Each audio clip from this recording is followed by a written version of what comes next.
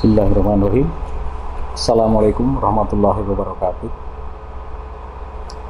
Pada kesempatan hari ini, saya atas nama Oki Ali Sabana dengan nomor induk mahasiswa P6011925538 akan mempresentasikan tugas dari dosen mata kuliah manajemen pemasaran, yaitu Dr. Insinyur Bagus P. Yudhya MP. Pada kesempatan ini ada 4 pembahasan yang akan saya coba presentasikan. Yang pertama adalah tentang pemasaran jasa, yang kedua adalah promosi, yang ketiga penjualan atau sales, dan yang keempat adalah pelayanan purna jual.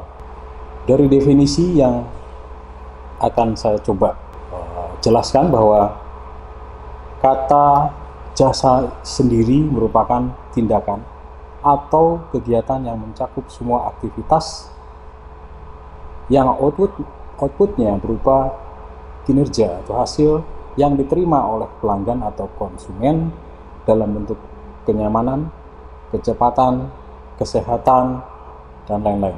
Sementara dengan kata pemasaran jasa itu sendiri dapat diartikan adalah suatu tindakan yang ditawarkan oleh pihak produsen kepada konsumen berupa jasa yang tidak dapat dilihat, didengar, atau diraba, namun dapat dirasakan manfaatnya oleh konsumen.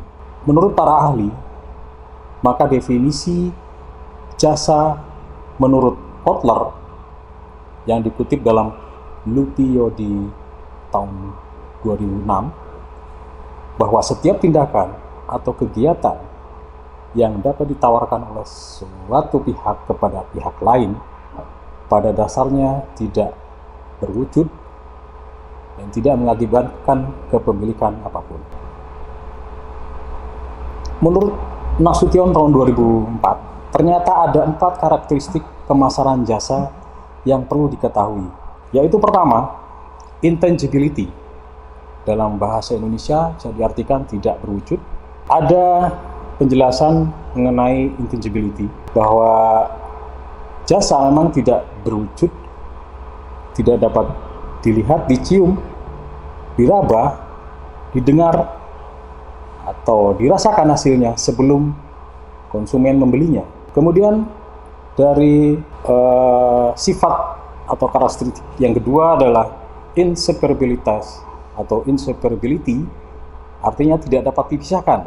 Dalam arti jasa tidak dapat dipisahkan dari sumbernya. Dalam hal ini adalah perusahaan jasa dengan konsumen yang menggunakan jasa tersebut. Karakteristik yang ketiga adalah variability atau juga biasa disebut heterogeneity. Dalam bahasa Indonesia bisa berarti berubah-ubah. Artinya jasa yang diberikan seringkali berubah-ubah tergantung siapa yang menyajikannya, kapan, di mana penyaji tersebut melakukannya. Dan yang keempat adalah karakteristik pemasaran jasa, yaitu perishability atau tidak tahan lama.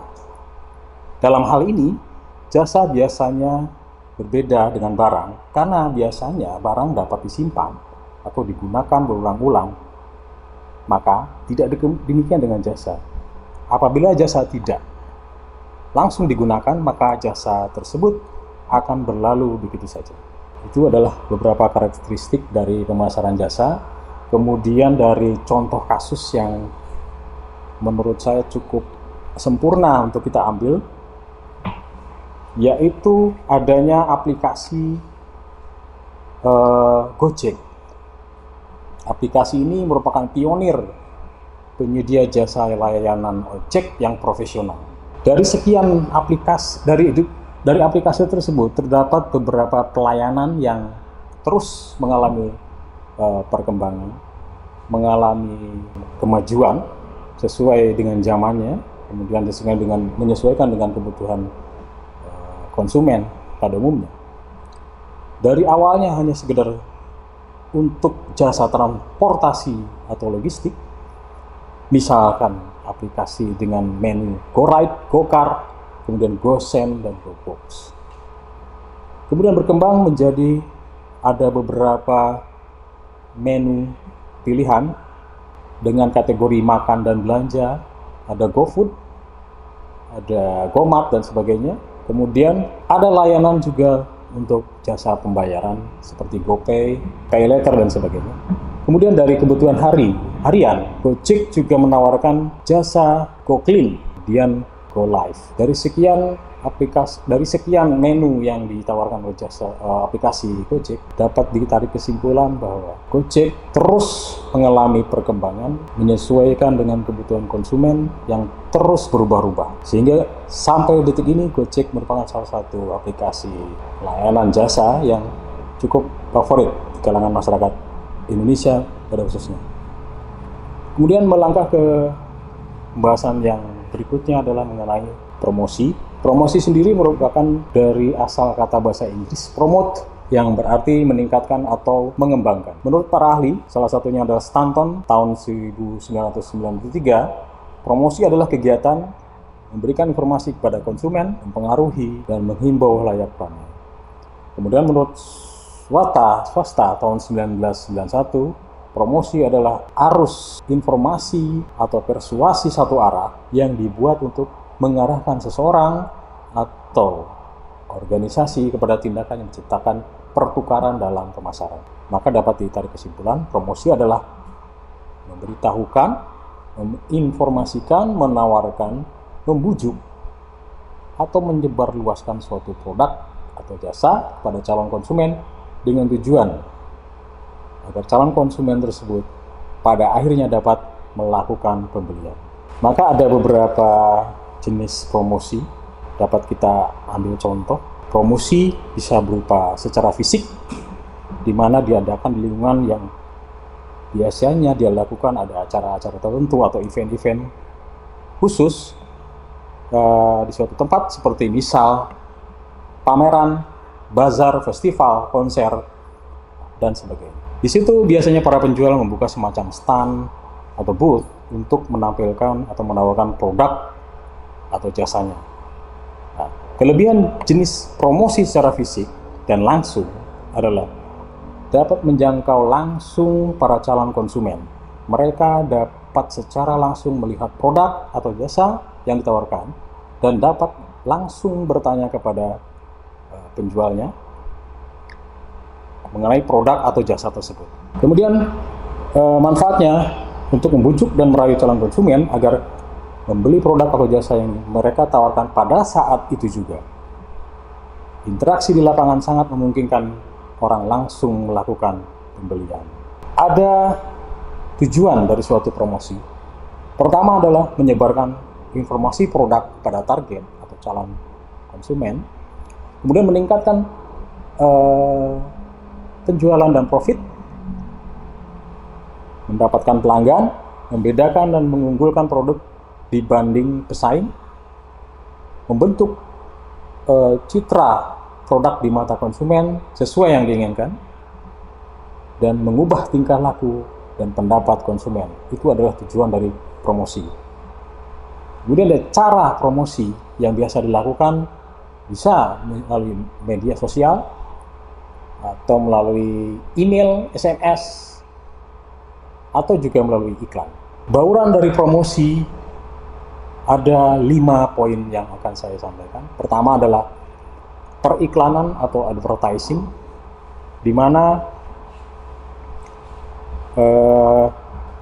merupakan bentuk komunikasi non-individu dengan jumlah biaya menggunakan media tertentu yang dilakukan oleh perusahaan, organisasi non-laba ataupun individu. Tujuan dari periklanan adalah meningkatkan permintaan atas produk yang ditawarkan. Yang kedua adalah personal selling.